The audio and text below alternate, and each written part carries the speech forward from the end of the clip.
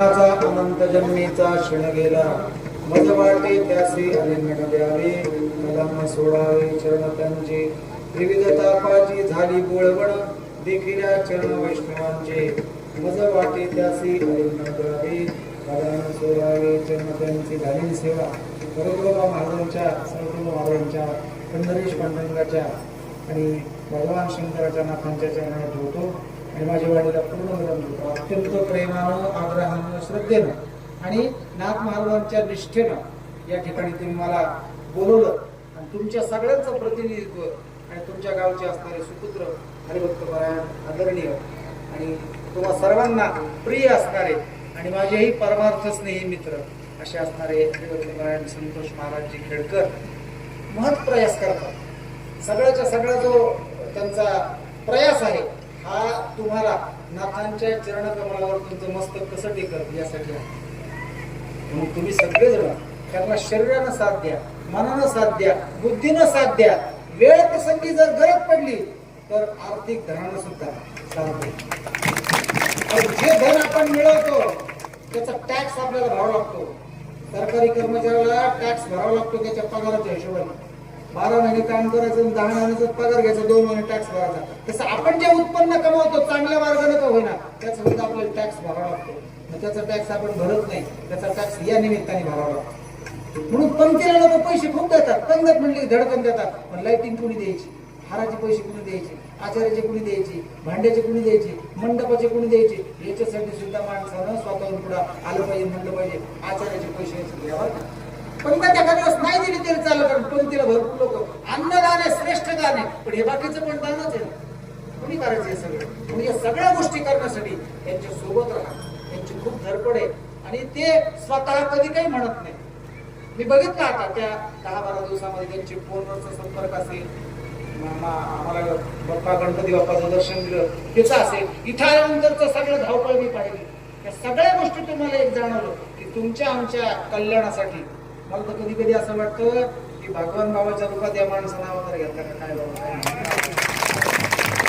बाबांना मी पाहिलं नाही, पण बाबांचं ओवीबद्ध चरित्र माझ्या बंधूंनी लिहिलंय. मोठ्या माझे मोठे बंधू आता राहिले नाहीत ते, पण त्यांनी ओवीबद्ध चरित्र लिहिलंय.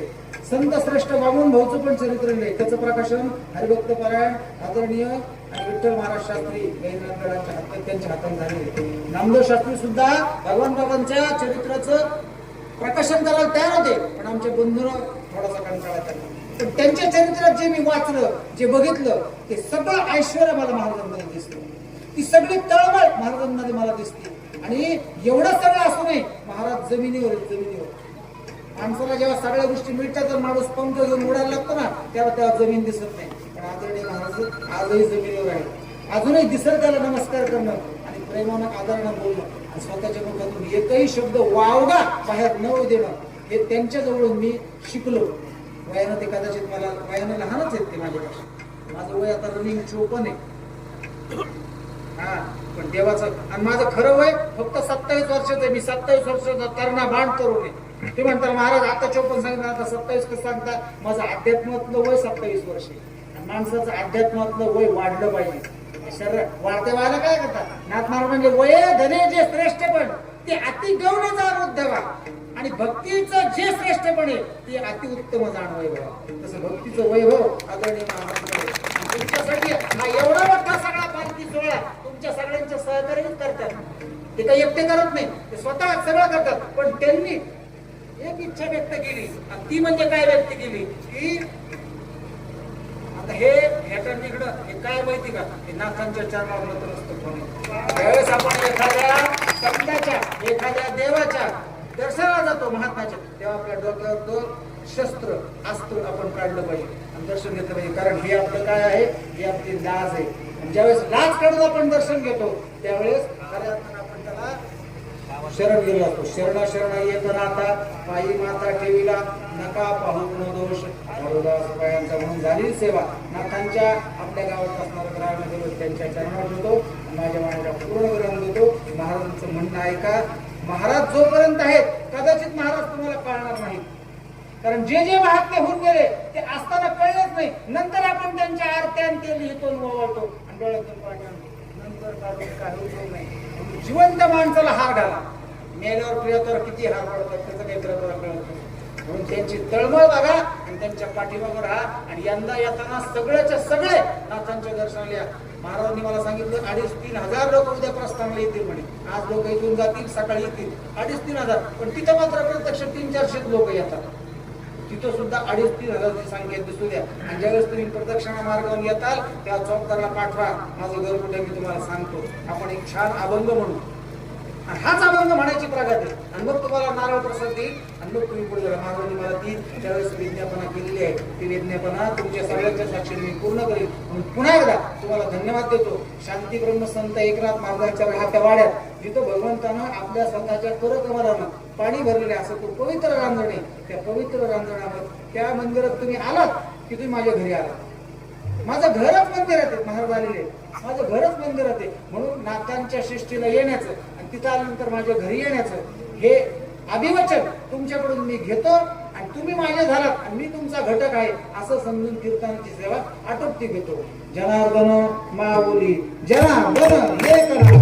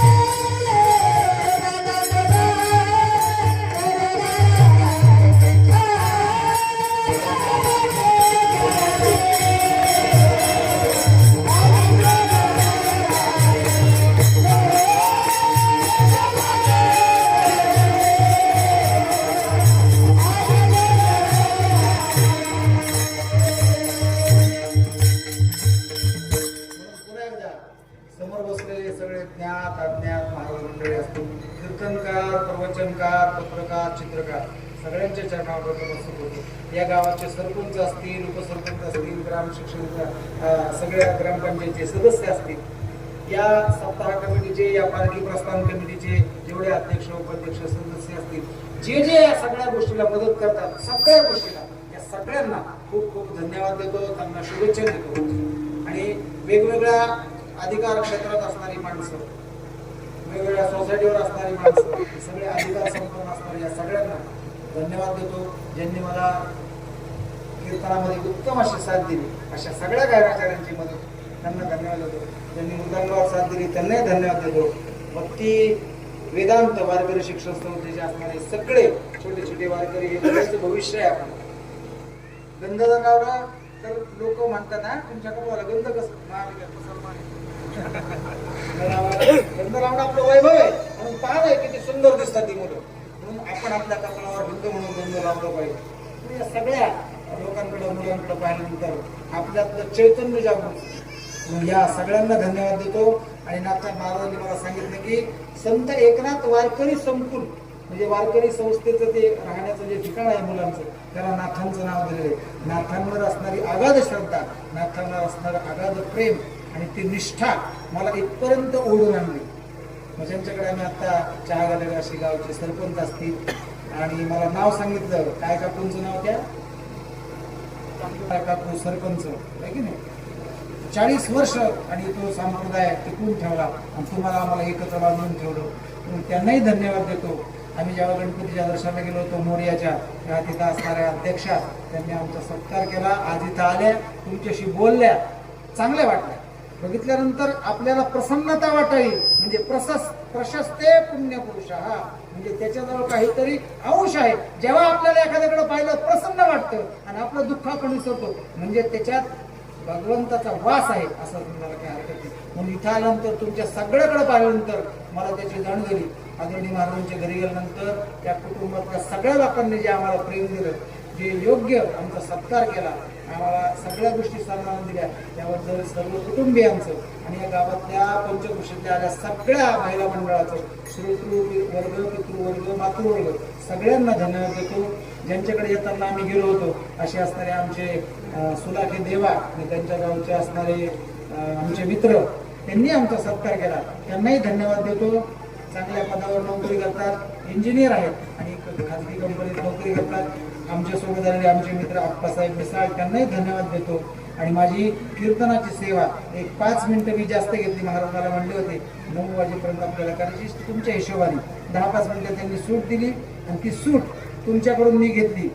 कारण तुम्ही समोर बसले, तुम्ही मी दोघेही सरकारी कर्मचारी आहे, मी सुद्धा प्राथमिक शिक्षक आहे, तुम्ही कर्मचारी आहात.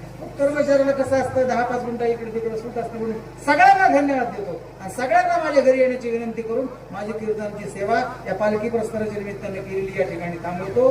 विठ्ठल जय जय विठ्ठल.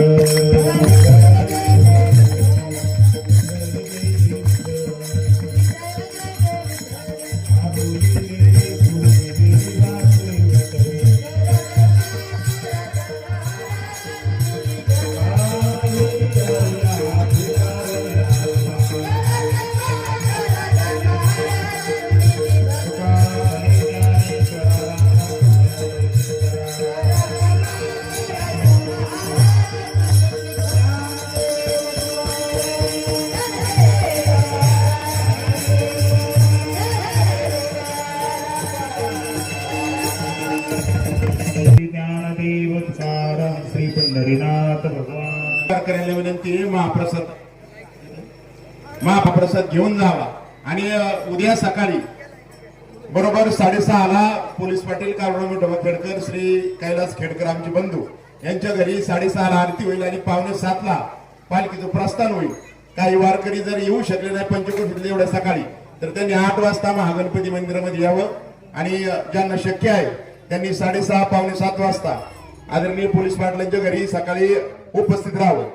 हिंदुस्थानचा आराध्य दैवत हिंदवी स्वराज्य संस्थापक जातराज छत्रपती शिवाजी महाराज, खरं तर वारकरी संप्रदायाची परंपरा जपणं आणि त्याला राजश्रय देणं, धर्माचं रक्षण करणं, धर्मरक्षक स्वराज्य रक्षक छत्रपती संभाजी महाराज खरं तर या दोन महान राजांना प्रथम या ठिकाणी वंदन करतो.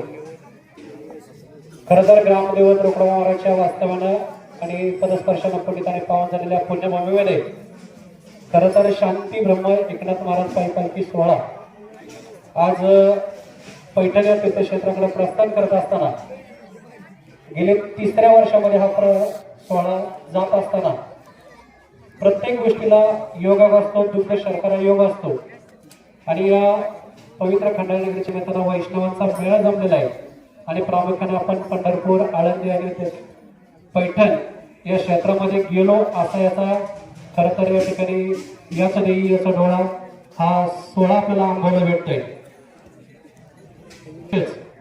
पालखी सोहळ्याचा पहिला प्रस्थान दिवस या ठिकाणी चालू होत असताना खरं तर सर्व पालखी सोहळ्याच्या आयोजकांनी प्रामुख्याने हरिभक्तपरायण आदरणीय संतोष महाराज खेडकर असतील किंवा या भक्तिवेदांत वारकरी शिक्षण संस्थेचे पालखी सोहळ्याचे अध्यक्ष आमचे बंधू दादा नरोडे असतील आणि सर्व व्यवस्थापक असतील. प्रत्येक वर्षी आपल्या खांद्यावरचे काढून खेडकर मामा यांच्या परिवाराच्या त्या ठिकाणी पालखीचा सोहळा मुक्कामी असायचा. परंतु या ठिकाणी त्यांनी सर्वांनी ठरवलं की आपण तिकडे न जाता हा सोहळा प्रस्थानाच्या दिवशी गावामध्येच ठेवू आणि या ठिकाणी कीर्तन सेवा आहे आणि कीर्तन सेवेचा योग सुद्धा या ठिकाणी ज्या ठिकाणी आपण पैठणला शांती ब्रह्म एकनाथ महाराजांच्या दर्शनासाठी सर्वजण जाणार आहोत त्यांच्याच घरातील 14वे वंशज हरिभक्तपरायण आणि आध्यात्मिक क्षेत्रातील एक अभ्यासक प्रवीण महाराज गोसावी महाराजांची या ठिकाणी खरं तर वारीच्या दिवसातली कमी वेळातली सेवा असतेपर्यंत महाराजांनी आता सांगितलं की आम्ही तुम्हाला सर्वांना विनंती करून ती सेवा या ठिकाणी 1.5 ते 2 तास केली.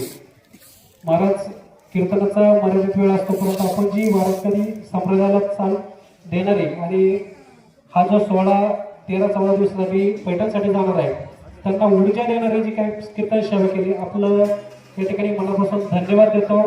या ठिकाणी आपल्याला धन्यवाद देत असताना आपला छोटासा सन्मान या ठिकाणी या पालखी सोहळ्याच्या वतीने होईल.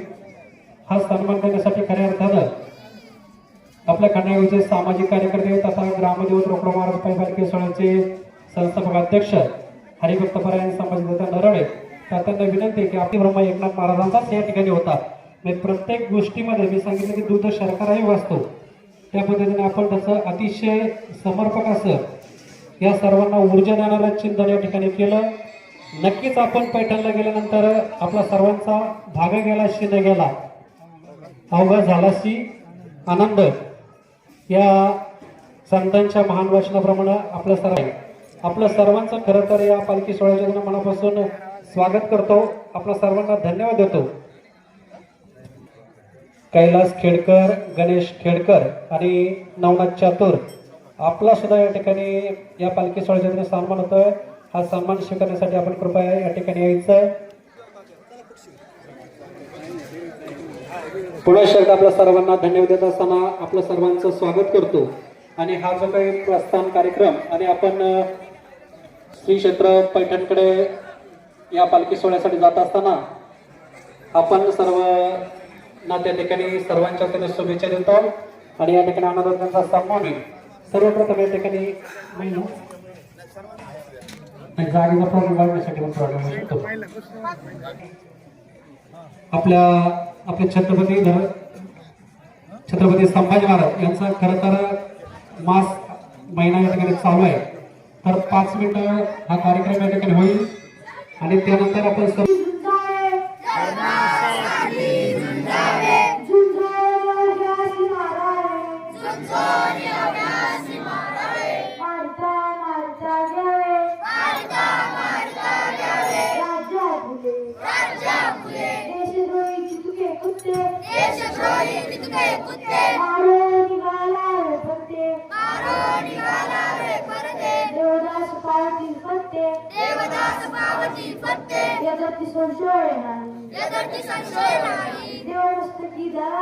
देवमस्तकी धरावा अवघा हल्ल करावा मुलक बडवावा की बुडवावा धर्मसंस्थापनेसाठी पुढे श्री शिवाजी महाराज की जय. धर्मवीर छत्रपती श्री संभाजी महाराज की जय, भारत माता की जय, हिंदू धर्म की जय.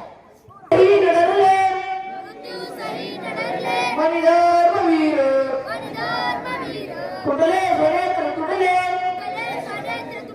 जरी जीव शिर दुरदांत दाग ज्वलंत समाज व्हावा म्हणून उरांत धरूया शिवसिंह छावा गिळण्यास प्राण उठला जरी कृतांत संभाजी धर्म जगले जळत्यारणांत सूर्यावनी अतिनाक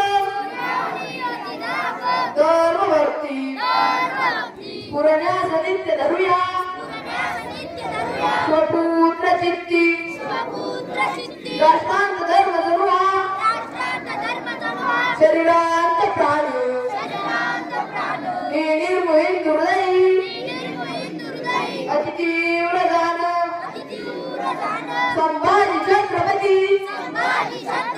त्यांच्यावर दात लढले धर्मार्थ देह तिजुनी गजरूप झाले हिंदू म्हणून जगल्या तव वृत्ती देई सिंहासमान जगल्या तव तेज देई स्वपुत्र द्याल उडीचे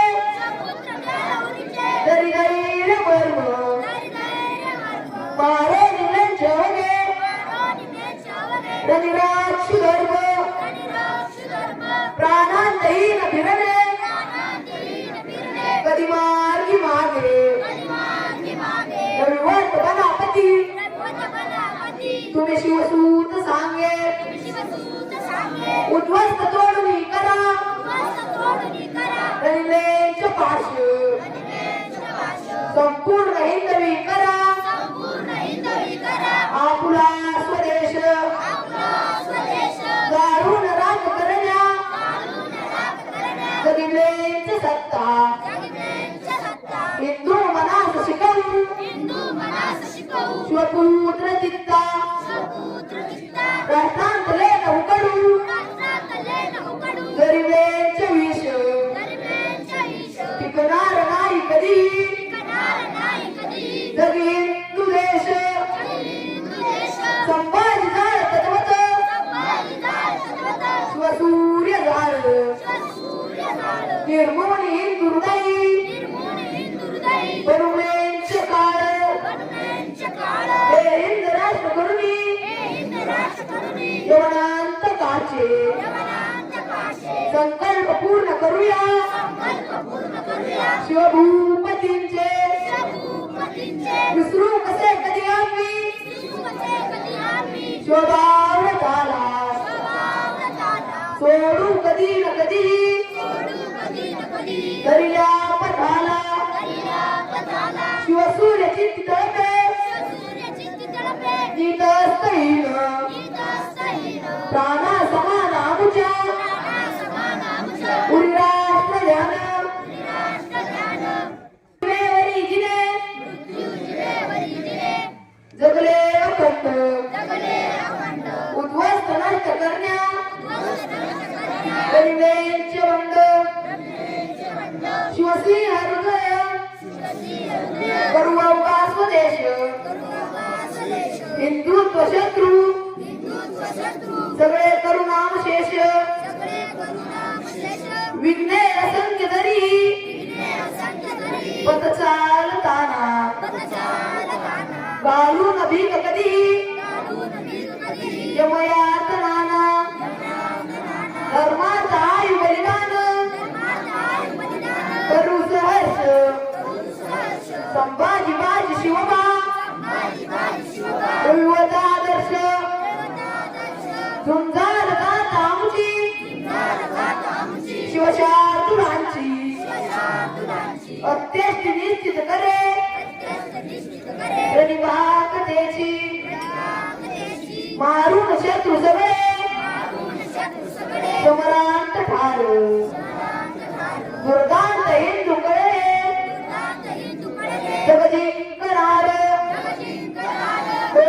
दृष्टी आमुच्या शिवशार्दुलाची चित्तांत वृत्ती निवसे तैच्या सुताची हृदयात मूर्ती विलसे प्रियमाय भूची अतुरा श्रवण्या वडुराय गडाची भगवा ध्वजास्त वलडू रणशत्रू मारू झुंजो निलांक समरे आम्ही धर्म तारू खाली न खडक कधी कधी ठेवणार शिवपुत्र पायी कामी जग जिंकणार वडूची चिता दगदगे हृदयांत नित्य संभाजी लाळ रगतो पुरची ती तप्त दारुण तहान भूकट्या वडूच्या चितेची करून पूर्ण राख जगतातील प्रेमचतेची संभाजीचे बलिदान कदापि विसरा ग्यासून प्रेमचरी पुता रणिठार मारा कनबर इंद्रांचे बीज नावून द्या दरेवर हे धर्म कार्य करूया जगपातळीवर होईल प्राप्त गतीला तुतिवास कराची पायात येईल गती शतवादळाची करतील असी हृदयांत अखंड वास राष्ट्रांत चित्ती धरता शिवपुत्र ध्यास कशासाठी आणि मरावे कसे मी विचारू स्वतःला सप्रश्न नेहमी लढू पाग फेडा वया धर्मभूचे आम्ही मार्ग चालू सईच्या सुताचे पुण्यश्लोक छत्रपती श्री शिवाजी महाराज की धर्मवीर छत्रपती श्री संभाजी महाराज की भारत माता की हिंदू धर्म की शिवरायांचा आठवा प्रताप शिवरायांचा आठवा साक्षेप भूमंडळी शिवरायांचे कैसे बोलणे शिवरायांचे कैसे चालणे शिवरायांची सलगी देणे कैसी असे सकल सुखांचा केला त्याग म्हणून साधिले प्रयोग राजसाधनाची लगबग कैसी केली यावडी करावे विशेष तरीच म्हणवावे पुरुष या परी आता विशेष काय लिहावे शिवरायांची आठवावे जीवित तृणवत मानावे इहलोकी परलोकी उडावे कीर्ती रूपे इच्छयाचा महामेरू बौद्ध जनांसी आधारू अखंड स्थितीचा निर्धारू